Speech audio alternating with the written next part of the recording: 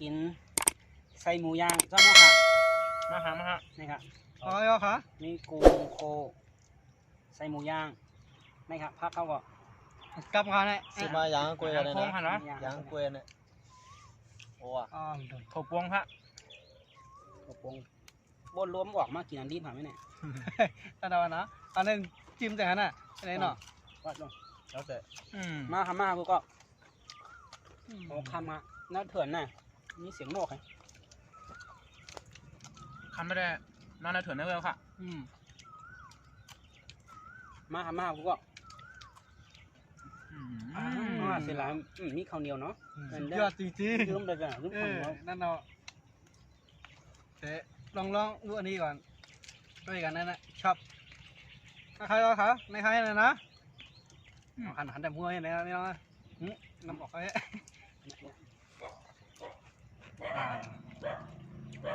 ไหนครับ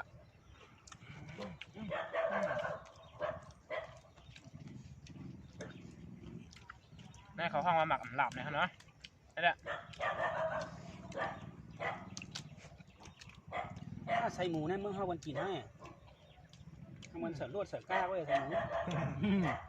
มึงไทยน่ากินใส่หมูเนี่ย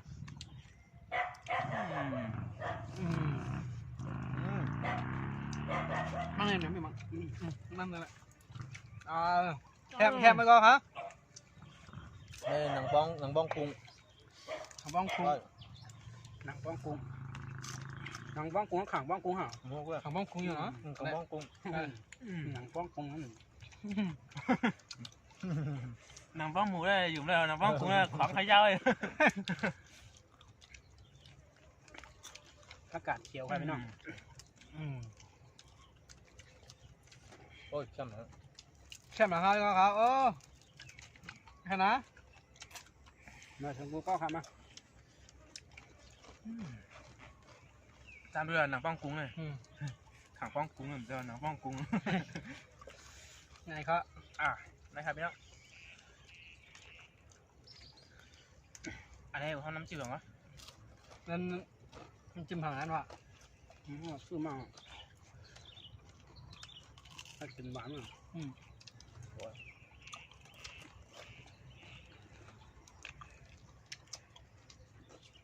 ได้หมากกว่าวันนั้นเนาะครับเนาะแคมเลยไม่ก็มัดทบกันในป่าเนาะจุ๊บครับเราคลิปป่นแล้วก็ทบกันที่ในป่างทะเลเนี่ยครับเนาะวันนี้มาย่างในป่าครับ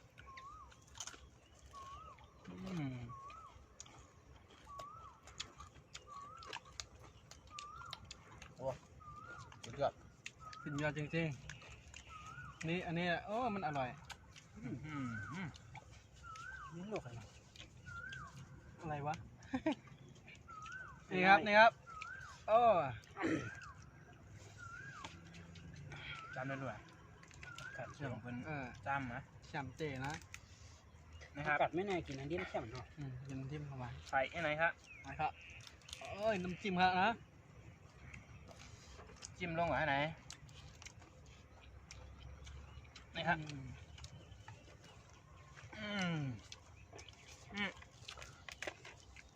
เอาหมักหลับใส่จ้อมครับ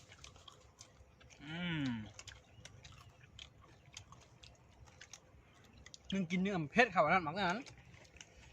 มันตาไหลเขานั่นกินกุ้งเนี่ยกับห่องกินน้ำจิ้มเนาะให้กระหลิ่งให้อย่างนั้นละได้เดี๋ยวก็ยังเนื้อก็ยังย่องจะหันมาเรียกมั้ง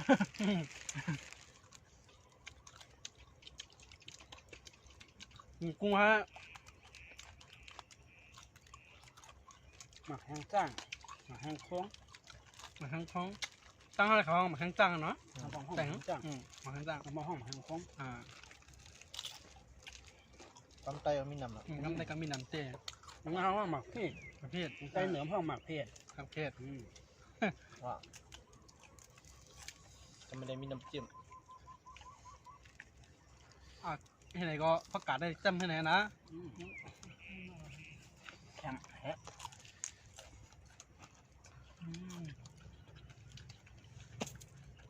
ไข่มันคำใหญ่ๆด้วยไม่กินพึ่งนะเนี่ย ใส่แดกกันนั่นเนาะเนาะ มาสงก็ขับมา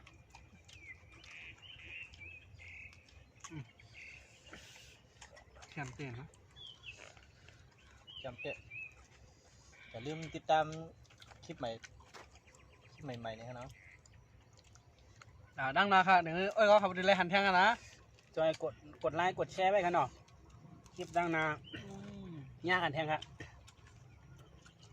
มันแล้วกินไส้หมูเนาะที่รังนาเดี๋ยวนี้ใส่จระเข้ของมัน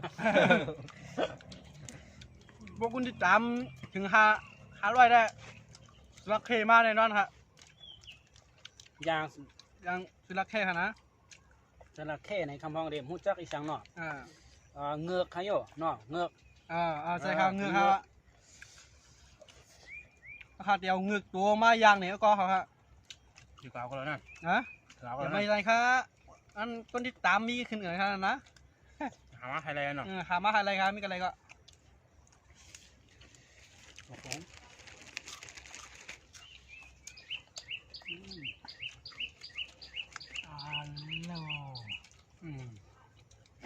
จำเดะ มาสูง มาส่งหัวค่ำค่ะเนาะหัวค่ำกลางมันตัวก่อนหน้ามือเนี่ย มาสูงครับ ทำช่องว่าง มือมาได้เหรียญใหม่ครับนะมือเดียวได้ แม่เนาะมันแมวข้างเลยเนาะ แม่เรียบร้อยข้างในแหละนี่ก็อร่อยนี่ก็หวานค่ะจิ้มมีอะไรค่ะนะ แก้มเนี่ยมันได้ย่าอันหวานหน่อยแล้ว ว้าว อยู่เมื่อเขาเนี่ยนาฬิได้ก่อนเลยน้องแค่เลย ก่อนหน้ามากินเด่นไหนได้ไม่เชื่อก็เหี้ย เจ้าว่าไอ้ตุ๊กหมกไข่เก้าไอ้คันเนี่ยเมื่อเขาได้ก็มองหน้า เสียเฮงเลยครับว่า ตา ก้านหน่อย อันตาไทยในข้างตานะมึงเขาเนี่ยตา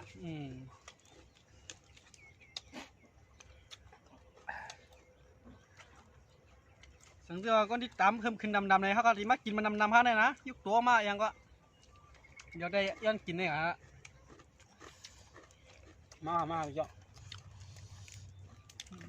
มีพาไปได้กินข้าวค่ำพ้องฮะ เขาก็ไปได้กินกัน ห้องมาได้กินฮะห้องมากินต้องฟัง เขามีพักแล้วมีเขา ตอนนี้เขาในลายมาเขามีพักไหน กวนเลยเนาะ นี่มันน้ำเปิ่งเนี่ยเดี๋ยวเห็นนะเนี่ยนะ บอกได้หรอสามมาเสือเนาะคงยังนั่งน้ำเข้ม นั่งเข้มๆเนาะ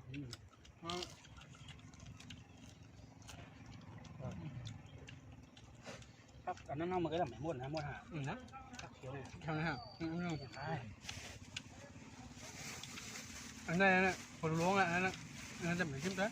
เหรอ อันนี้ แก้มาทั้งหน่อยกินด้วย แค่มัน ให้นะโอ้โหตามสบาย อันนี้ได้กว่าอะไรเนี่ยมันรอดที่บอกได้นะมือใหญ่กันแหละ ง่ายเนาะเป็นตัวหลักเนาะนะ ตัวหลักนะฮะ อ้าว เห็นไหมว่า ทางจ้างครับ